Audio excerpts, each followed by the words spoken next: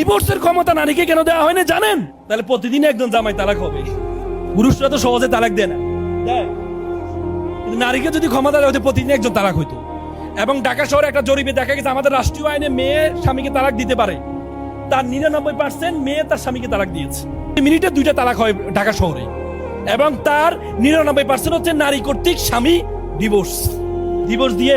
ওই দিন আমার কাছে একজন আপা আসছিলেন, এসে আমাকে বলে আমি স্বামীকে ডিভোর্স দিতে চাই। দিতে চান? তো এই কারণ স্বামীর এই সমস্যা আমি তো আর জানি। আমি বললাম, আপা আমি আপনাকে আপনার ডিভোর্সটা আমি করাবো, কিন্তু 1 সপ্তাহ পরে করাবো।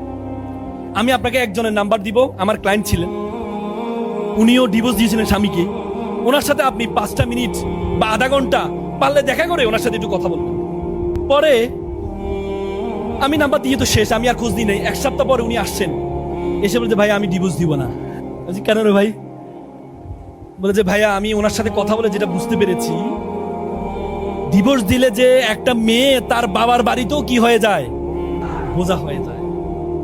আমি ওনার সাথে কথা বলে বুঝতে পেরেছি আমি আমার ডিভোর্স দিব না। নারীরা একটা কথা বলেন, আমাদের এলাকায় একটা কথা বলে, আমার জামাই ভালো তার মেয়ের কথা শুনে, আর আমার ছেলে খারাপ তার বউয়ের কথা শুনে। নিজের সাথে আসলে বুঝেন নাই?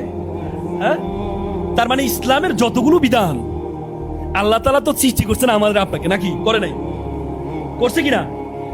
তাহলে আল্লাহ যাকে সৃষ্টি করেছে তার মন মগজ চিন্তা ভাবনা কি আল্লাহ জানে না?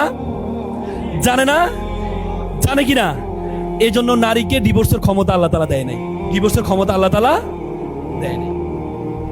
তার মানে আল্লাহর যত বিধান, আমি আপনাদেরকে 1 ঘন্টা না, আমি আপনাদেরকে টানা 3 দিন আল্লাহ তাআলার বিধান এবং বৈজ্ঞানিকভাবে যে প্রমাণিত 3 দিন আমি টানা কথা বলতে পারবো। যদি আল্লাহ তাআলা আমাকে সে ক্ষমতা দেয় আমি কথা বলতে পারবো।